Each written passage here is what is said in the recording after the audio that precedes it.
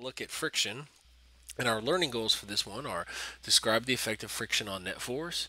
We want to be able to describe the magnitude and describe the direction of the frictional force, which by the way, for some reason people forget that always opposes motion. So we're going to get that out of the way right now. Opposes motion. We want to be able to distinguish between the two types of friction that we're going to look at in this course, which are kinetic and static friction. There's a couple other, but we're not going to talk about them in this course. Describe how a ramp affects the forces acting on a block. So the first thing is, we know that friction always opposes the motion of an object. So if you're pushing the object this way, friction is working against you. Friction is always evil. If you're trying to push it this way, it's going to push it that way. Friction will always oppose whatever motion is occurring. Friction is due to surface irregularities. So even an object that you consider to be particularly smooth actually has these tiny imperfections in the surface no matter what. And you can actually look at microscopic images of things if you just do a general image search, and you can see what they look like on the surface. So even things like a bowling ball that appear to be really smooth actually have a lot of bumps at the microscopic level. So because of this, the interaction between these bumps is actually what causes this resistance force. And this is going to be something that you need to remember when we talk about electricity in the second semester, because we'll expand on this when we get there. So the application of friction. So people say, "Well, I wish we could get rid of friction and all that," but really, friction is very useful. Friction is useful for keeping warm. You can rub your hands together, like you see in the picture, and that'll help keep you warm. It generates heat. Friction is required for any sort of acceleration. You can't get a grip on a tire on a road to propel yourself forward or turn or anything without friction. So tires are really important in terms of friction. That's why you always talk about them, their ability to work well in water, to reduce friction, or to actually to increase friction. And friction is actually useful with air resistance as well. So if you're skydiving in a parachute and those sorts of things, and starting a fire as well, you need to take and rub two sticks together, or you need to hit two pieces of flint together. What you're doing is you're actually creating friction. So friction has its uses, but it also has places where we want to reduce it as much as possible. So we talk about kinetic and static friction. So the term kinetic, anytime you hear kinetic, what it means is moving. And static, anytime you hear static, it means it's not moving. So we're going to talk about these terms quite a lot in physics. Static with electricity, kinetic with energy. So it's really important that you understand the difference between those terms. Any object in motion will have kinetic friction.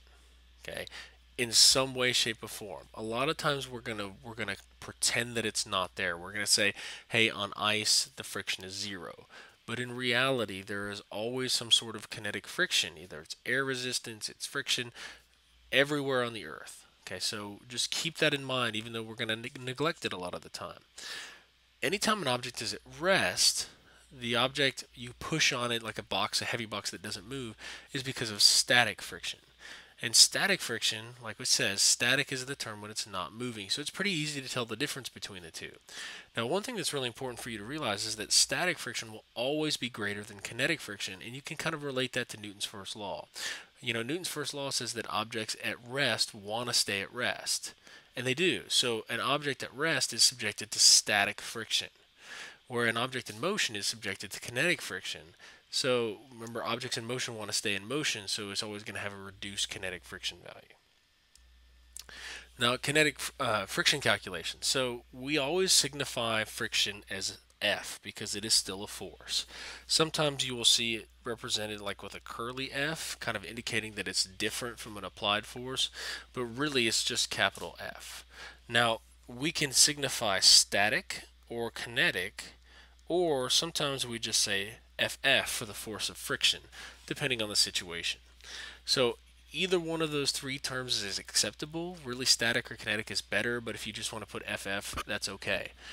This term right here is something called the coefficient of friction. And once again, it's going to depend on static, kinetic, or something. It's really going to depend on the surface more than anything. But whether it's static or kinetic is going to affect that term as well. So this term, this coefficient of friction, is a ratio, what means it has no units at all. And it's one of the first things that we run into that is unitless.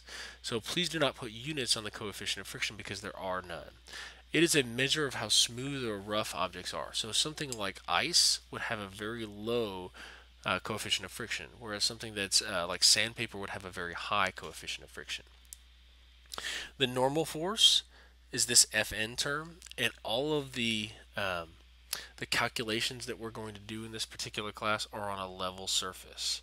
So you should remember that whenever you have the normal force on a level surface, that's another way of saying that this normal force is mass times gravity.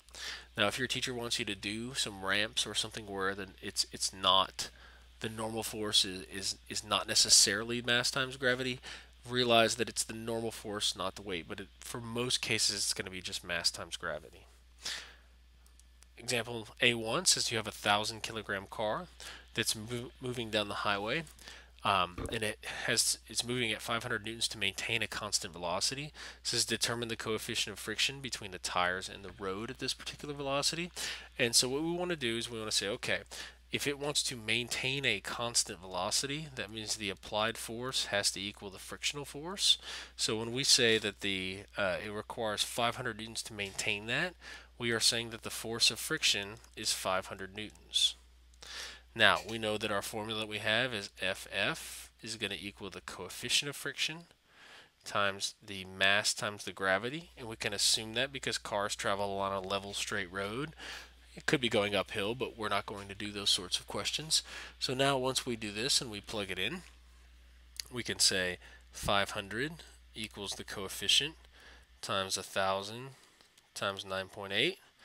And whenever we do that calculation, we can see by dividing by 9,800, we divide by 9,800, we get the coefficient of friction is 0.0510. Now it is unitless.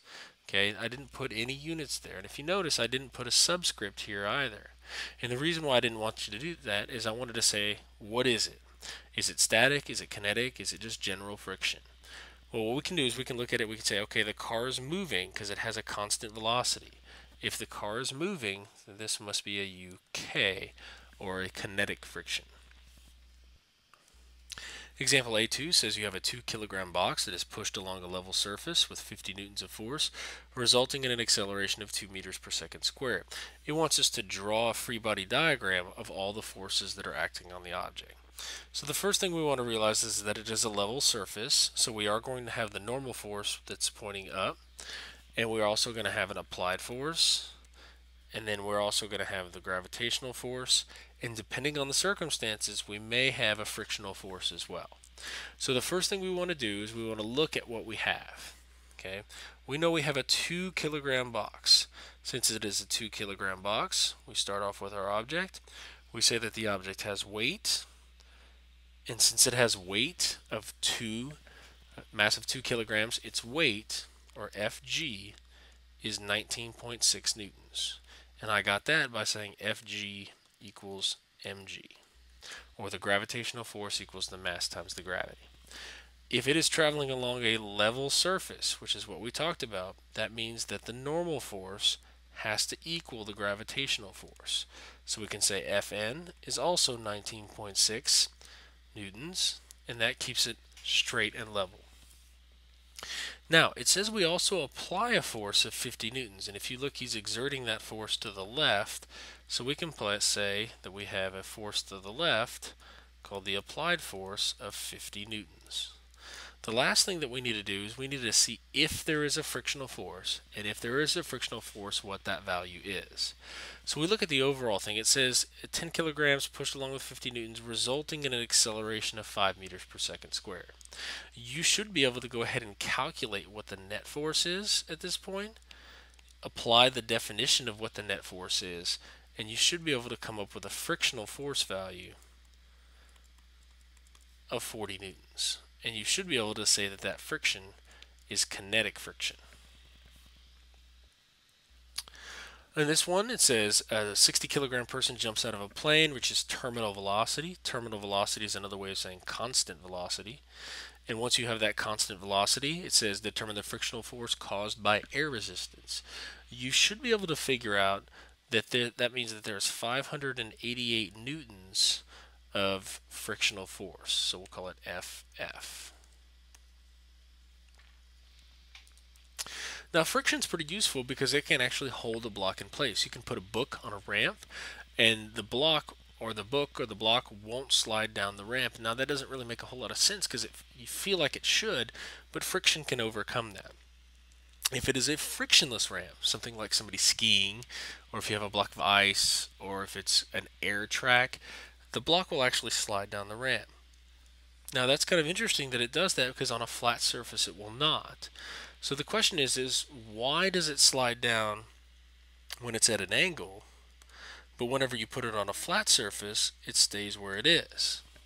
And people like to say, oh, well, there's another force there, there's something else present, and that's not the case. And we have to go back to our definition of the normal force. Remember, our definition of the normal force says that the normal force always acts perpendicular to the surface the object rests on. So, when you have a flat level surface like we have here, you have the gravitational force that's down, you have the normal force that's up, and those two values cancel each other out, and the block or the book goes nowhere. But when you have a ramp, what you have is you have the gravitational force still goes down, but now the normal force is exerted perpendicular to the surface.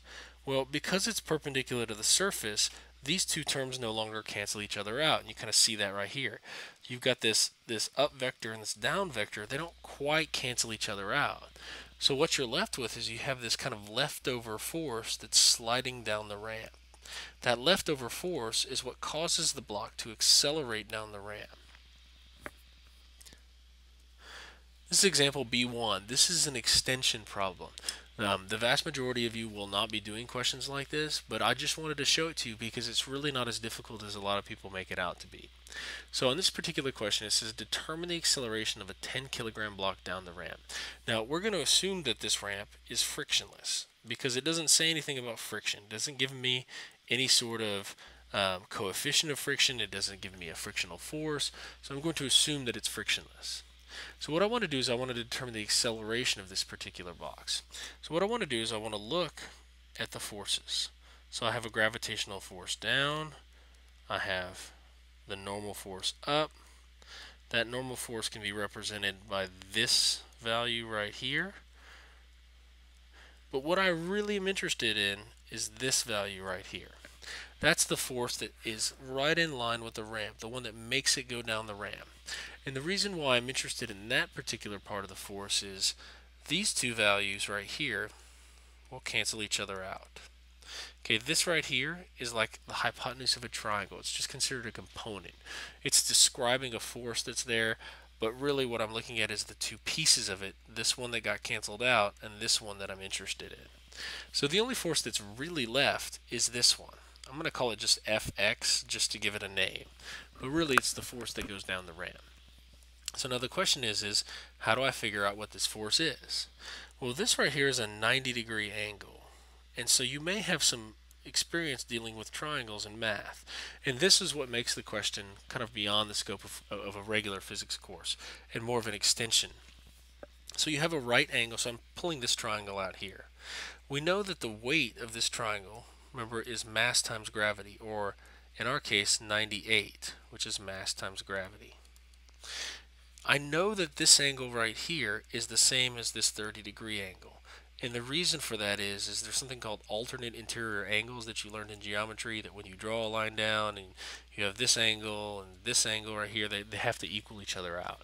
So the reason you have a 30-degree angle here and you have this right here, well, if you've got 90 and 30, you also know that this is a 60-degree angle. So you have all sides of the triangle. And really what you want to know is this. Now you should have learned at a geometry class, or maybe you'll learn it a little bit later, is the fact that you can solve for this value of a triangle using what are called sine-cosine functions. Okay, a sine function is the opposite side over the hypotenuse. So if I were to take a look at this angle right here, the opposite side of 30 would be x. So what I can do is I can say the sine of 30 equals x over the hypotenuse. And our hypotenuse was 98. So in order to solve for x, you multiply both sides by 9.8, and when you, excuse me, 98, not 9.8, and when you do that, you get x equals 98 sine 30, which is 49 newtons. So now that I have 49 newtons, that right there represents my sum of my forces, the total forces. You also have the mass of the block is 10 kilograms, and so a lot of people say, okay, well now it's time to divide by 10, and you get 4.9 meters per second squared. Interestingly enough, if you do the problem without plugging in the mass, you would see that the acceleration does not depend on the mass at all. It could be a 10 kilogram block, a 1 kilogram block, a million kilogram block, and would all have the same acceleration. This is example B2. It says draw a free body diagram for the situation below.